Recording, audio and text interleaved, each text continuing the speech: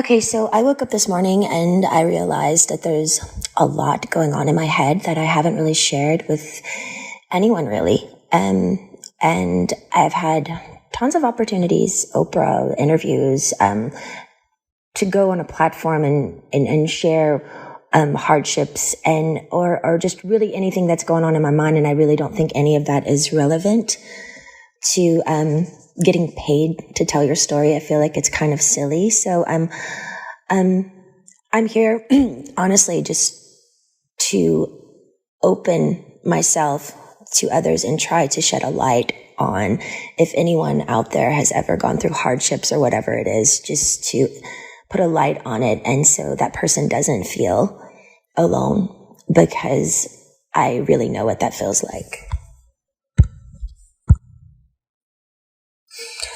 I haven't honestly shared this openly too as well, because I've always been scared of the judgment and definitely the embarrassment of the whole thing, period, and the skepticism and the cynical people of what and their opinions of what people would actually think. I do think I'm in a place now where I'm a little bit more confident that I can be willing to share openly my thoughts and what I've been through, because I haven't really had that outlet to share completely openly for so long, just scared of judgments, thoughts of other people and what they think or what they may say. And I think it's crucial for my heart and my head to be able to speak openly about it as if anyone else would. Well, the actual conservatorship actually started, I think, 15 to 16 years ago. I was 25 when it started. I was extremely young.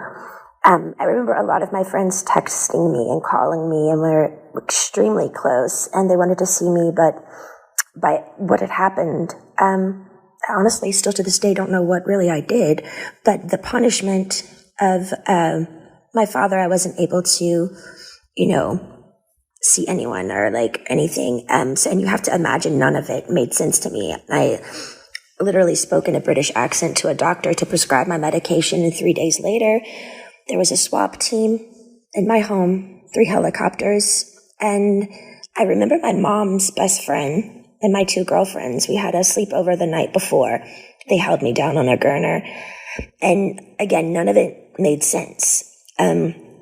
Literally, the extent of my madness was playing chess with, when it was playing chase with paparazzi, which is still to this day one of the most fun things I ever did about being famous. So I don't know what was so harmful about that. But I remember my mom was sitting on the couch and she said, "We've heard people are coming here today to talk to you. We should probably go, to a hotel or something."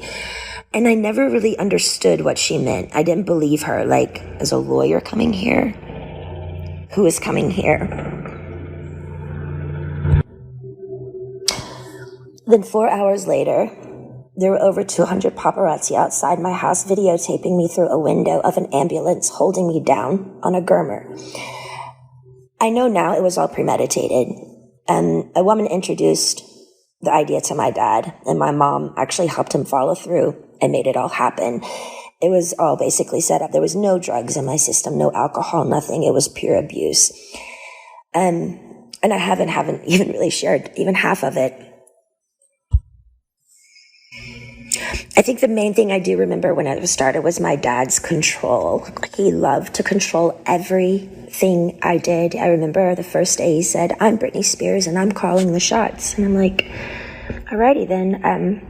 My brother was a football player. My dad was really, really hard on him when he was younger, really abusive. And I think when my mom gave him the idea for the conservatorship and his friend, I think he just really regrouped it and made such a really, really overhauling big deal out of it. And it was just really too much. I remember him always being in the office, and my girlfriend was his assistant, and they would just stay in there all day with the door shut, and I was never ever able to leave or go anywhere.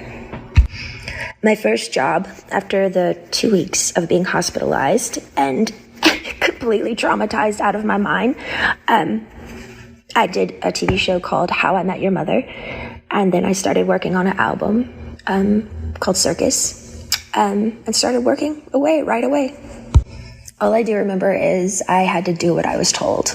I was told I was fat every day. I had to go to the gym. I had to just, and I never remember feeling so demoralized and just, they made me feel like nothing. And I went along with it because I was scared. I was scared and fearful. I didn't even really do anything. And I had like a swap team and how, like, none of it made sense to me. So since that day, I did probably 4.5 tours. I did an album circus, Femme Fatale, Britney Jean, and Glory.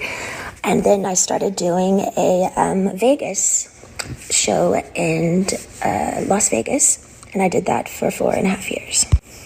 I do remember working, and I got to a point where, you know, because my pride in my 30s, I have to live under my father's rules. And, you know, the dancers are playing and drinking and having fun at nights in Vegas, and I couldn't do anything. And I remember just being like, my performances, I know, were horrible. Like, I even wore wigs, and all the dancers were doing all these nice, sexy head flip turns, and I had conditioner treatment in my hair and like these little caps over my head, and just during a whole show getting conditioner treatments just with wigs on because I was just like a robot. Honestly, I didn't give a fuck anymore because I couldn't go where I wanted to go. I couldn't have the nannies that I wanted to have. I couldn't have cash. And it was just demoralizing. So I was kind of like in this conspiracy thing of people claiming and like treating me like a superstar, but yet they treated me like nothing. Well, for some reason, I started to get a spark back. I remember recording Glory, and for some reason, I think producing and making music, and I went to this little Spanish house, and I got the fire back in my eyes for some reason, and it was at the end of recording Glory, and my son named it, and things started kind of taking a turn because I started getting more confidence just for myself. And I think with confidence, people kind of like, oh, wait, what's going on now? Like, she's speaking up a little bit more, but it might not be particularly a good thing if I'd been quiet for 15 years. I think with confidence comes enlightenment, which makes you think better. And that's the last thing they wanted me to do, is to actually be better, because then who would be in control then? But it was really tricky because I had to just play this role that everything was okay all the time. And I had to go along with it because I knew they could hurt me. So I'm sitting here like my friends all drinking alcohol and having fun in these parties and had no cash. I literally felt like a nun. My girlfriends from home came to visit me in a spa, and I couldn't even walk into the spa. And they had their feet doing pedicures in the water, and the 3 ices of bottles of champagnes before my show just sitting there. And I wasn't even acknowledged by them, my own hometown friends, when they would come to Vegas. And it was just, it was demoralizing, I will say. You also have to understand it's like, 15 years of touring and doing shows, and I'm 30 years old under my dad's rules. And all of this is going on, and my mom's witnessing this, and my brother is witnessing, and my friends are witnessing it, and they all go along with it. And I'm like, how am I the one working here and doing all this, but I don't get the side things that, the good stuff, I want to be able to play. I want to be able to have fun. Like, none of it made sense to me.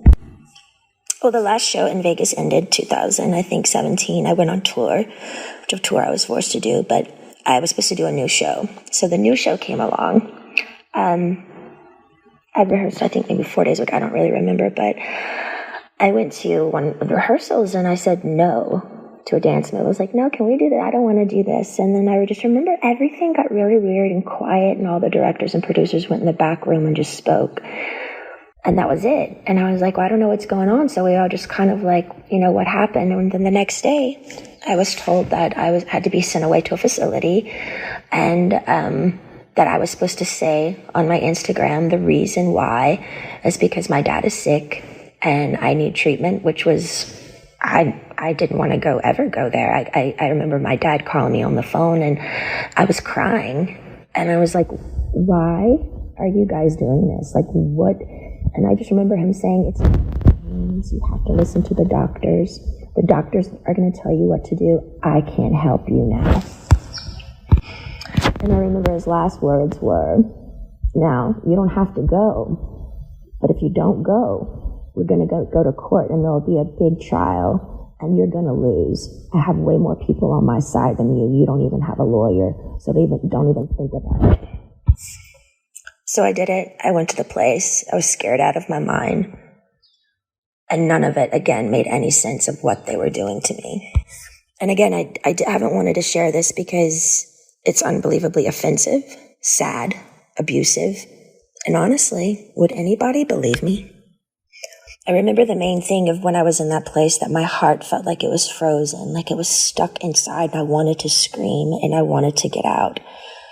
And I think by a needle and thread, it was the breathing peacefully inward that I missed the most. I felt like I was in a state of shock, almost like when an old person feels helpless and they're literally going from some sort of shock treatment and they can't relax their body because they don't have the answers of why they can't have their own keys to their car and put it in the ignition and walk outside, and their own security guards at every door saying they can't go. Sitting down, drawing 6 galls of blood every week. Weak as hell. And then calling, and my family is in Destin at my beach house. It didn't make sense.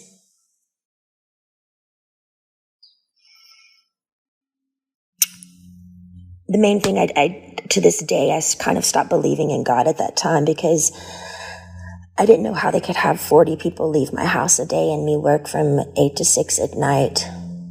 Be seen changed every time I changed in the shower.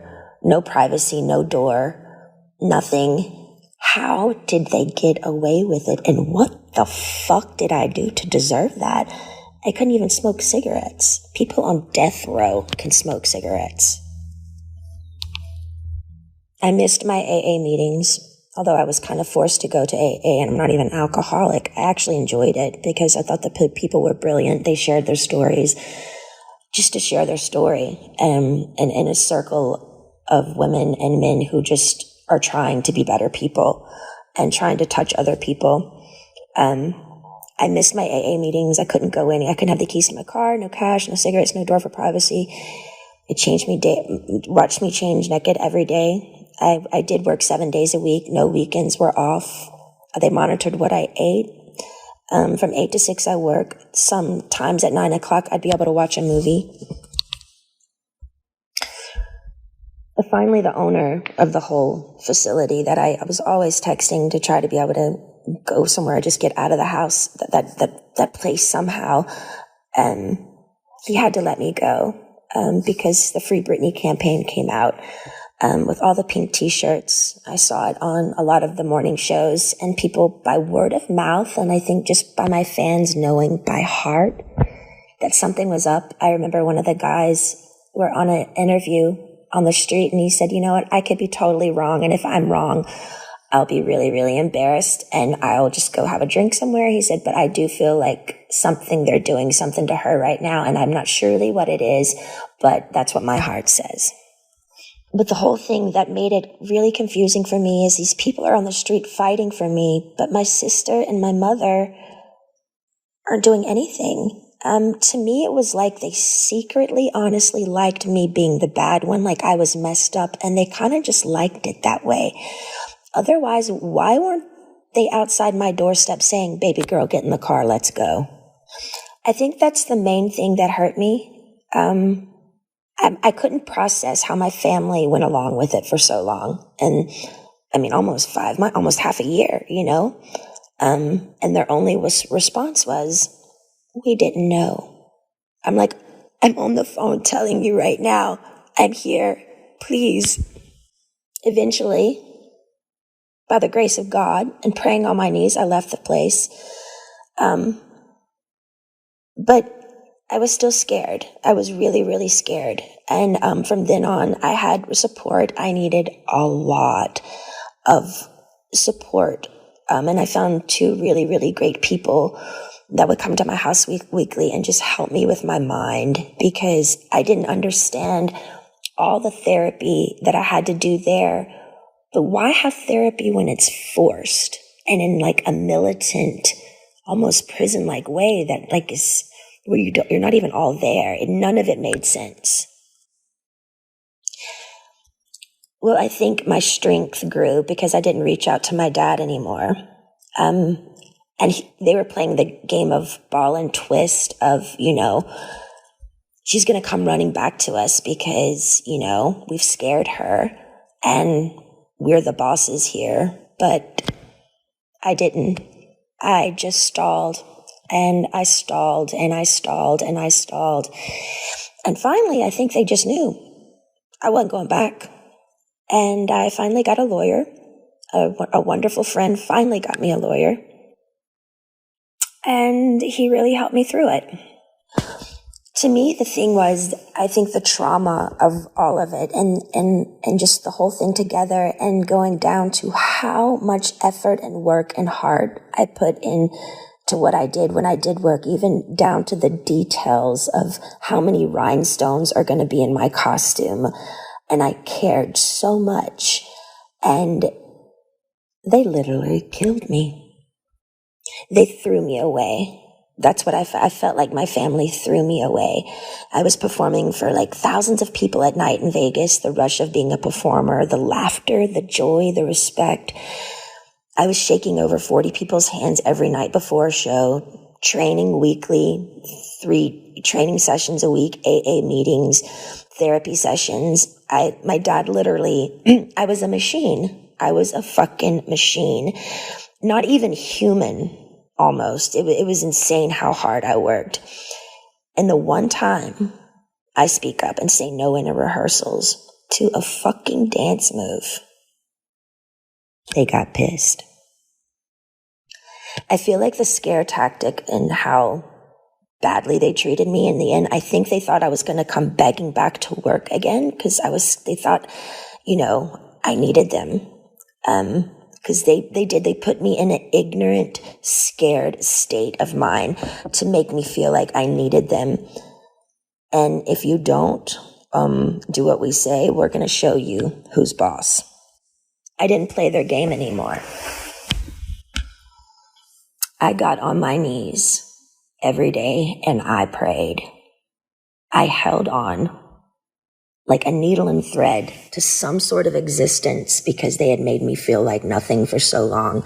I knew in the deepest, deepest part of my core, I knew I'd done nothing wrong and I didn't deserve the way I'd been treated. I do think the hardest thing for me was I wanted to use my feet and leave and run or go somewhere. I had to be placed in a chair from like 8 to 6 every day. I couldn't take it. I talked to rabbis. I've talked to grown men about it. And they're like, we don't see how you did it. Honestly, I don't either. And through that, I remember saying, I don't believe in God anymore. I honestly deserve an award for acting like I was okay every day. I thought they were trying to fucking kill me. I remember one time I was backstage and I needed my inhaler. And I opened up to my assistant because I had my phone with me, which I'm not supposed to have my phone underneath the stage. But I said to her, you know what I'm doing. I was talking to a guy and he wanted to just leave the country with me. We had it all set up to just leave. And it was a secret relationship. And I said, my biggest fear was, what would my dad do if I did do something wrong? What if I left the country? What if they found me? And what would they do? And I said, I feel like they would lock me up or something or really hurt me. And she looked at me and she said, are you kidding me, Britney? Your dad would never do that to you. And I didn't even do anything wrong, and he still did it. I'm honestly more angry at my mom because I heard when reporters would call her at the time and ask questions of what was going on, she would go innocently hide in the house and she wouldn't speak up. It was always like I don't know what to say. I just don't want to say the wrong thing. We're praying for her. I feel like she could have gotten me a lawyer in literally 2 seconds. My friend helped me get one in the end, but every time I made contact with a firm, my phone was tapped and they would take my phone away from me. And again, I get nothing out of sharing all of this. I have offers to do interviews with Oprah and so many people, lots of money, but it's insane. I don't want any of it. For me, it's beyond a sit-down, proper interview. I had no contact in that place for so long, and my heart would just want to stand up in my family's faces and scream and cry and throw a tantrum and go back in time and do exactly what I wanted to do at those times. Yeah, and might even spit in their fucking faces. Why? Because the pain my family gave me, sitting me there all day and not being able to use my feet, as they watch their grandchildren run bases to base in a family neighborhood, as if I'm dead or I don't exist, honestly makes me look up and say, how the fuck did they get away with it? How is there a God? Is there a God? Giving 8 galls of blood weekly, not being able to stand up. I was so weak. And my family's at my beach house. I was scared, broken. I'm sharing this because I want people to know I'm only human. I do feel victimized after these experiences. And how can I mend this if I don't talk about it? I have an amazing song right now with one of the most brilliant men of our time, and I'm so grateful. But if you're a weird introvert, oddball like me, who feels alone a lot of the time, and you needed to hear a story like this today so you don't feel alone, know this, my life has been far from easy, and you're not alone.